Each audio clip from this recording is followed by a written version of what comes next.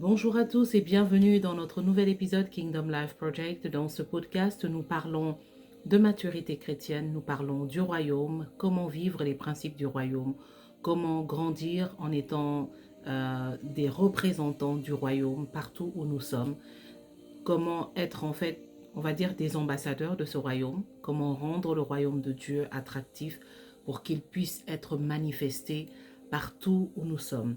C'était le désir de Jésus-Christ lorsqu'il est venu sur terre. Il est venu nous révéler le royaume.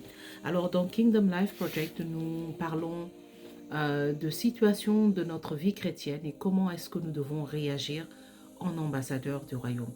Aujourd'hui, je vous amène dans le livre des Actes au chapitre 7 et nous allons parler aujourd'hui particulièrement de la souffrance, d'accord, des chrétiens. Et je ne vais pas aller dans les extrêmes. Je sais qu'il y a beaucoup de pays où les chrétiens sont persécutés. C'est un véritable sujet de prière. Il y a beaucoup de pays où la souffrance des chrétiens et parfois on se demande est-ce que voilà les persécutions que les apôtres avaient vécues et dont la Bible nous fait mention dans plusieurs écrits, notamment dans le livre des Actes, est-ce que ça a véritablement cessé? Il y a toujours une grande persécution auquel les chrétiens font face dans le monde entier, et particulièrement dans certains pays. Mais cette persécution est aussi vécue à une échelle un peu plus discrète. Je ne dirais pas plus petite, mais plus discrète, parce qu'elle génère aussi beaucoup de souffrance.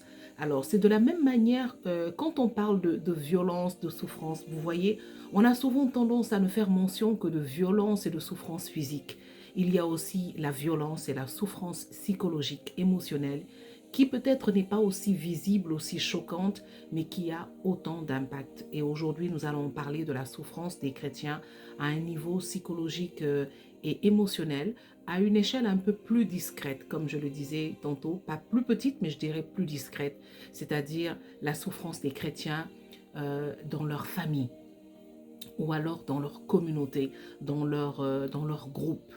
Quand je dis chrétiens, je veux parler de ceux qui ont fait une véritable rencontre avec le Seigneur. Je veux parler de ceux qui ont choisi de marcher sur le chemin de la conversion, de la transformation, de ceux qui ont décidé de quitter l'état d'enfant à l'état de fils, à l'état d'héritier. J'aime ce passage que je cite souvent, vous le savez, dans le livre de Galates, je pense, au chapitre 4, qui dit que aussi longtemps que l'héritier demeure un enfant, il ne diffère en rien d'un esclave. Un esclave, en fait, il fait ce qu'on lui dit. Un esclave, il se conforme à ce qui est dit. Vous vous rappelez, le peuple d'Israël était en Égypte tellement longtemps esclaves qu'ils avaient fini par penser qu'ils étaient des esclaves. Leur système de pensée avait été modifié. Ils ne se sentaient plus, ils ne se croyaient plus, ils ne se savaient plus libres, ils avaient oublié leur identité de peuple de Dieu.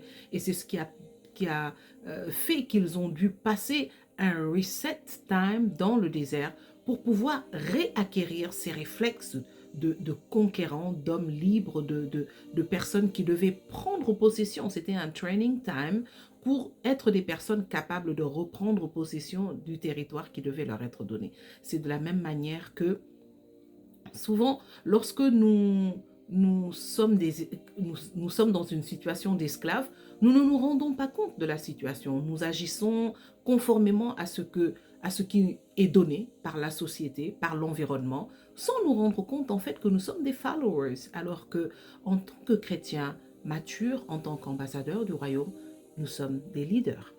Et donc, ce qui se passe, c'est que les chrétiens qui ont décidé de passer de followers à leaders, qui ont décidé de quitter l'étape d'enfant à adulte et qui ont décidé d'abandonner certaines pratiques, certaines attitudes, certaines mentalités et qui osent essayer d'inviter les autres autour d'eux, ça commence d'abord par la famille, sont souvent confrontés à de véritables tempêtes de rejet qui vont jusqu'à l'attaque, qui vont jusqu'à l'exclusion. C'est une véritable souffrance et je suis sûre que Plusieurs personnes qui suivront ce podcast pourront se reconnaître et s'identifier à ces situations. Si c'est le cas, je t'invite à partager cette vidéo et de ne pas oublier de liker, de nous laisser un commentaire d'encouragement et éventuellement de t'abonner à notre chaîne pour rester informé des nouveaux contenus de podcasts que nous avons tous les mercredis. Nous aurons des invités tantôt et la plupart du temps, nous parlerons donc de sujets de la foi dans Kingdom Life Project ou d'autres sujets dans les autres podcasts.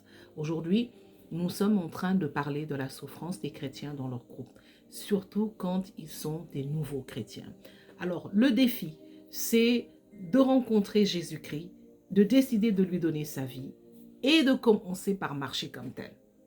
En vérité, c'est ça le défi. Parce que la plupart du temps, on a des chrétiens qui aiment Jésus de tout leur cœur, qui ont même commencé le cheminement de marcher dans les pas du Christ, de suivre le Seigneur.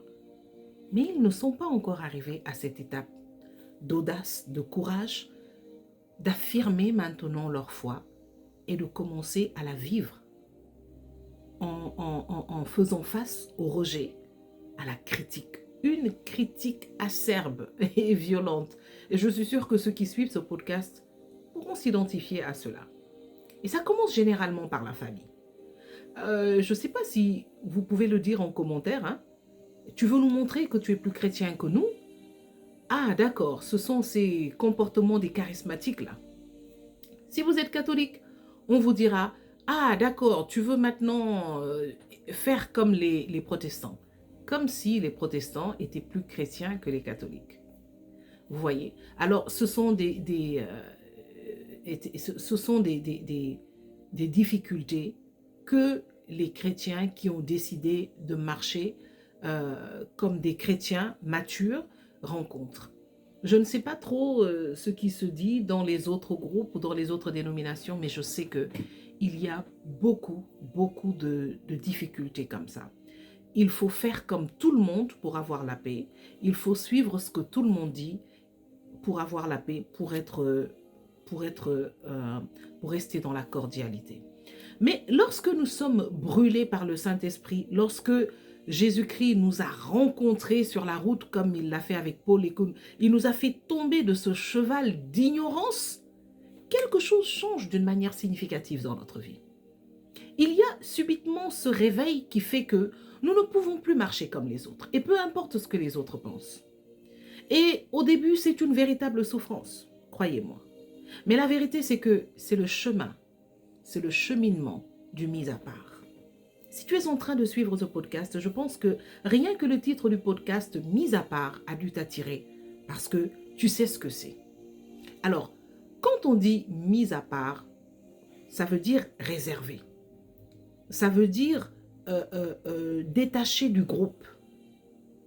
Je peux dire élevé ou peut-être mis un peu pour un moment en dessous ou à part, comme ça a été le cas pour David, mais ça veut dire en tout cas préservé d'une multitude. C'est le même mot qui est utilisé en hébreu pour décrire la sainteté. Donc lorsque nous parlons des saints, comme la Bible nous le dit dans le livre, dans les différents écrits de Paul, la sainteté n'est pas seulement ce qui est déclaré après la mort d'une personne pour laquelle on a constaté les vertus sur terre. La sainteté est la part de tous ceux qui ont choisi de suivre Jésus, de marcher dans ses pas avec en esprit et en vérité. C'est les mis à part. Et donc, Paul appellera souvent les chrétiens dans ses écrits les saints. Et donc, c'est une véritable souffrance, le fait d'être mis à part. Parce que nous le savons, nous le disons en sociologie, en psychologie et dans toutes les sciences humaines, nous le disons, l'homme est fait pour vivre en société, pour vivre avec d'autres. Nous sommes en relation, quel que soit ce que nous faisons. Alors c'est difficile lorsqu'on est mis à part d'un groupe auquel on est censé appartenir, auquel on veut appartenir, comme par exemple une famille. C'est très difficile parce que on ressent cette solitude. Et voilà encore un autre attribut d'un mis à part ou d'une mise à part. La solitude sera une expérience courante d'un mis à part ou d'une mise à part. On peut même être dans une foule et se sentir seul. Parce que l'Esprit de Dieu, lorsqu'il saisit notre vie et qu'il la conduit, c'est véritablement ce qu'il fait. Il nous met à part. Alors, il y avait un mis à part dans le livre des Actes au chapitre 7 nommé Étienne. Un mis à part. Alors, Étienne était mis à part, je dirais, plusieurs fois. Il a d'abord été mis à part par le Saint-Esprit lorsque il a été touché, qu'il est devenu un homme qui marchait et qui suivait les pas du Christ au point d'être remarqué par la communauté.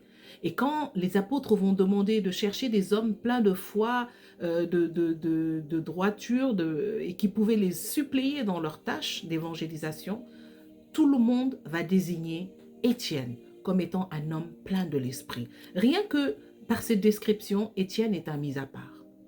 Mais regardez, il était encore mis à part parce que sa sainteté était tellement visible que lorsqu'il a été capturé par les ennemis des chrétiens à cette époque, ils ont voulu l'entendre. Et là encore, quelque chose de spirituel s'est manifesté au point d'intimider cette foule. Et voilà comment Étienne va commencer son discours. Il va commencer par parler d'autres mises à part. Un peu pour leur donner un message que ces hommes à cette époque n'étaient pas encore capables de comprendre. Ils l'ont compris exactement dans leur mentalité d'enfant. Il leur a donné l'histoire d'autres mises à part, dont le plus grand est Jésus-Christ de Nazareth. Il a commencé par leur raconter l'histoire des mises à part. Depuis la Genèse, comment une personne comme Joseph avait été mise à part de sa famille pour la grande destinée qu'il devait vivre, être le libérateur d'Israël. Ensuite, il est passé par Moïse et il va faire ainsi jusqu'à arriver à annoncer Jésus-Christ pour lequel il était sur le point de mourir. Mis à part. Et je veux te parler de l'histoire d'un mis à part dans le récit d'Étienne, particulièrement au chapitre 7, à partir du verset 23, il parle de Moïse. Et il va dire comment Moïse a été mis à part pour la grande mission à laquelle il était appelé. Et comment le peuple pour lequel il a été mis à part était le premier à ne pas le comprendre et le premier à le rejeter. Alors, en écoutant ces versets, je prie pour que tu sois fortifié dans ta démarche et dans ton cheminement. Que tu cesses de pleurer et que tu cesses de te dire « Mais pourquoi je choisis de marcher avec le Seigneur ? Pourquoi je veux donner ma vie à Dieu? Pourquoi j'ai laissé toutes les mauvaises choses que je faisais et que je suis en train de mener une vie de sanctification? Et c'est maintenant que ma famille trouve que j'exagère. Pourquoi je leur dis de ne plus se laisser aller dans des pratiques que nous savons en tant que chrétiens sont réprimables? Mais pourquoi est-ce que c'est maintenant que j'ai l'impression que je suis rejetée? Ton père, ta mère te rejettera lorsque tu leur diras « Arrêtez vos libations, nous sommes chrétiens, nous n'avons pas le droit de le faire. » Ils vont te dire que tous tes ancêtres l'ont fait. Peut-être même qu'ils te diront que tu étais de telle ethnie avant d'être chrétien. Ce qui n'est pas vrai du tout. D'accord? Peut-être qu'on te dira « Tu n'as pas à nous rappeler que nous devons aller à l'église dimanche. D'accord? Nous sommes nés avant toi. » Peut-être que des frères, des sœurs commenceront par t'appeler sœur ou père ou pasteur pour se moquer de toi. Peut-être qu'ils feront même devant toi des mimes de prière ou alors ils vont fuir dès qu'ils te verront arriver quelque part parce qu'ils vont se dire « Ah, voilà le cheveu dans la soupe. » Elle ou il va encore nous parler de Jésus ou de la foi ou autre. C'est parce que tu es mis à part. Et ce type de rejet, de souffrance sont ce que beaucoup d'autres personnes ont souffert pour pouvoir arriver au plan que Dieu avait prévu d'installer le royaume. Écoute ceci. Dans le chapitre 7 encore du livre des Actes, au verset 23, la Bible dit ceci. À l'âge de 40 ans, il voulut venir en aide à ses frères en Israël.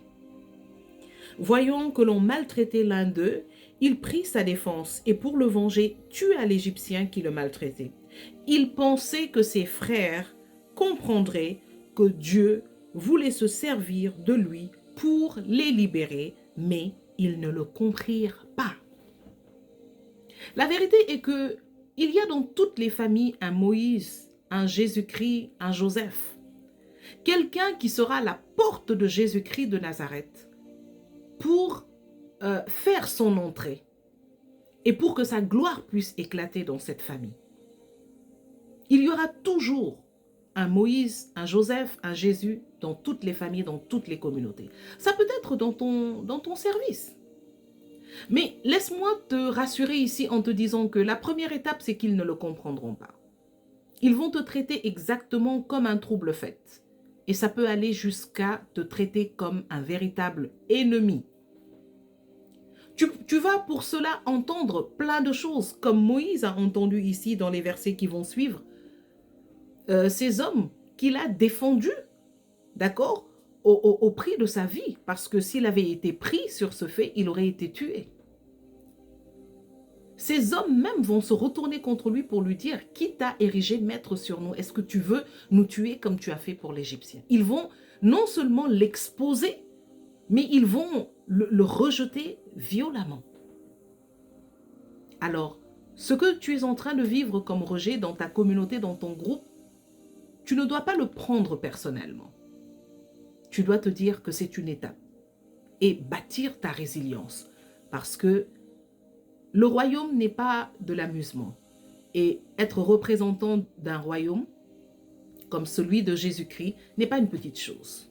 D'accord? Lorsque le représentant d'une grande nation arrive quelque part, son accueil est différent d'un représentant d'une petite entreprise lambda ou d'un pays qui n'a aucun impact, croyez-moi.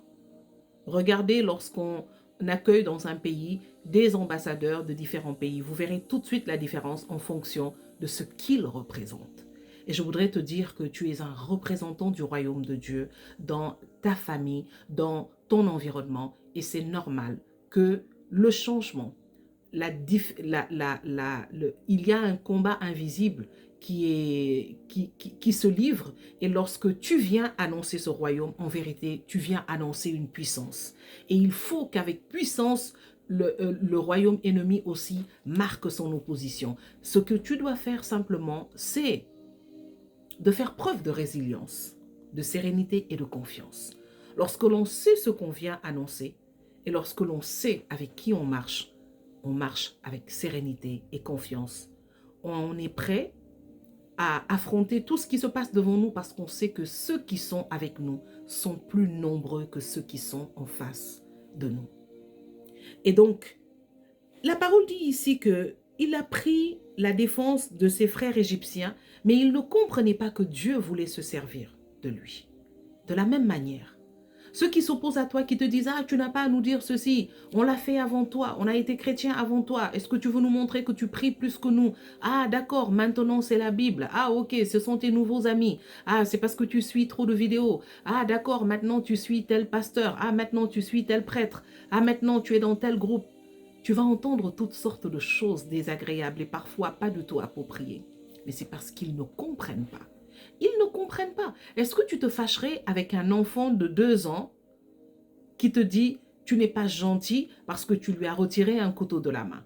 Est-ce que tu prendrais ça personnellement? Non. Parce que tu te dis c'est un enfant, il ne sait pas du tout ce qu'il dit. Tu ne te fâcheras pas. Et surtout, tu ne souffriras pas. Alors prends-le comme tel. Ils ne comprennent pas. Ce n'est pas leur niveau. Ce n'est pas encore leur niveau. Il y avait un temps où tu pensais comme eux, n'est-ce pas? Alors, prends-le comme ça et prie pour qu'ils arrivent au niveau de découverte, de rencontre, de proximité auquel tu as été exposé, afin qu'ils puissent eux aussi être touchés. Alors, ils ne le comprennent pas. Ils vont même l'exposer. Et c'est exactement ça, la souffrance des personnes qui ont rencontré Jésus. La vérité est que le Seigneur va se servir de vous pour manifester sa gloire dans vos familles, dans vos groupes, parfois même dans un service. Écoutez, il y a des personnes dans un service qui sont la porte d'entrée de Jésus-Christ. Ils prient dans ce service. Ils prient pour leurs collègues. Ils prient. Rien que leur présence est une grâce qui permet au ciel de localiser cette entreprise et de lui faire grâce. Souvenez-vous, Sodome et Gomorrhe, à cause de la présence de Lot, Dieu a retenu le fléau qui devait descendre du ciel. Mais croyez-moi, ce sont ces personnes qui sont le plus attaquées. Ce sont ces personnes qu'on critique le plus. Parfois, on jette des paroles. Ah, ça, c'est sœur Intel. Au lieu de faire son travail, elle est là à lire la Bible. Bien sûr, il faut faire son travail. Mais quand on a la possibilité de lire la Bible, pourquoi être sur Facebook quand on peut lire la Bible? Et pourquoi ça devrait déranger? Tant qu'on raconte les papotages qui se passent sur Facebook, qui se passent sur TikTok, on est l'ami de tout le monde. Tant qu'on raconte ce qui s'est passé dans le bureau de l'autre quand je suis passée là-bas tout à l'heure, on est l'ami de tout le monde. Mais quand on veut rester dans son coin, prendre un moment de pause et lire notre Bible pendant 15 minutes, on veut montrer quelque chose, on est sœur ou on est père ou on est pasteur intel. Il faut comprendre qu'ils ne comprennent pas. Ils ne comprennent même pas que vous êtes la personne de qui Dieu se sert pour que sa gloire se manifeste dans ce lieu. C'est vrai, c'est une véritable souffrance. Se sentir seul. Parfois, on a envie de dire, mais ces gens, qu'est-ce que je leur ai fait? Mais qu'est-ce que je leur ai fait? On a envie parfois de dire, écoute, tu sais quoi, je vais juste changer de place, je vais juste changer de lieu, ou je vais juste les laisser. Non. Aujourd'hui, je voudrais que tu adoptes une autre perspective, parce que la perspective est très importante. Lorsqu'on change de perspective, la compréhension des choses change. Je le sais, je porte des lunettes. Lorsque j'enlève mes lunettes et lorsque je les porte, les choses changent, d'accord? Alors, mets les lunettes du royaume. Mais les lunettes du Saint-Esprit, ce sont des lunettes de maturité qui te permettent d'avoir une perspective plus claire des choses. La façon dont on te traite est fonction de comment l'autre se sent et de comment l'autre est. Le fait est que ce que tu es parle sans que tu le dises. Ce que tu es juge l'autre par rapport à ce qu'il est et à ce qu'il fait, sans que tu ne parles. Et donc ça dérange. Accepte que tu déranges. Et accepte que c'est ta mission depuis l'instant où tu as été visité par celui qui a toujours dérangé le monde. Accepte que tu es dans ce monde, mais que tu ne lui appartiens pas. Et que donc, voilà. Mais dis-toi une chose. Dis-toi une chose. La perle, le nacre, ou la perle de cristal, je ne sais pas si on peut l'appeler comme ça, qui est produite par l'huître, est un bijou tellement rare, un trésor tellement rare, qui se produit après que l'huître ait été dérangée par un élément étranger, généralement un grain de sable. Et c'est cette friction qui va créer cette perle précieuse. Dieu va donc permettre ces frictions qui viennent de l'extérieur, contre toi, contre ta foi, contre ton choix, contre ta nouvelle vie. D'accord? Dieu va permettre ces frictions. Mais plus tu le comprendras et tu laisseras faire, ces frictions vont créer la perle du royaume que tu es. Et crois-moi, une fois que la perle est sortie de l'huître, elle a beaucoup de valeur. Elle attire tout le monde parce qu'elle est belle. Elle a de la valeur. D'accord? Et c'est ce que tu es appelé à être. N'oublie pas que la parole dit que tous regarderont à celui qu'ils ont transpercé. N'oublie pas que la parole de Dieu dit encore que le temps viendra où des gens accourront derrière nous et tiendront le pan de notre robe pour nous dire « Nous avons appris que le Seigneur est avec vous ». C'est l'expérience de beaucoup de personnes qui l'ont vécu dans leur famille, dans leur groupe, dans leur communauté et même dans leur pays. Parce que Jésus-Christ reste vainqueur. Alors, c'était mon podcast d'encouragement aujourd'hui pour les mises à part. Je t'invite à partager ton expérience dans les commentaires et à ne pas hésiter à partager cette vidéo si elle t'a fait du bien. N'oublie pas de liker et de t'abonner à notre chaîne pour de prochains contenus. D'ici là, que le Seigneur vous bénisse, qu'il vous fortifie. Restez forts, restons forts. Avec Jésus, nous sommes plus que vainqueurs et nous sommes appelés à transformer le monde. Et ce monde sera transformé pour la gloire de Dieu au nom de Jésus-Christ. Passez une excellente soirée. Nous nous disons à bientôt sur un autre épisode du podcast Kingdom Life Project. C'était votre catalyseur de croissance, Geneviève Queneau.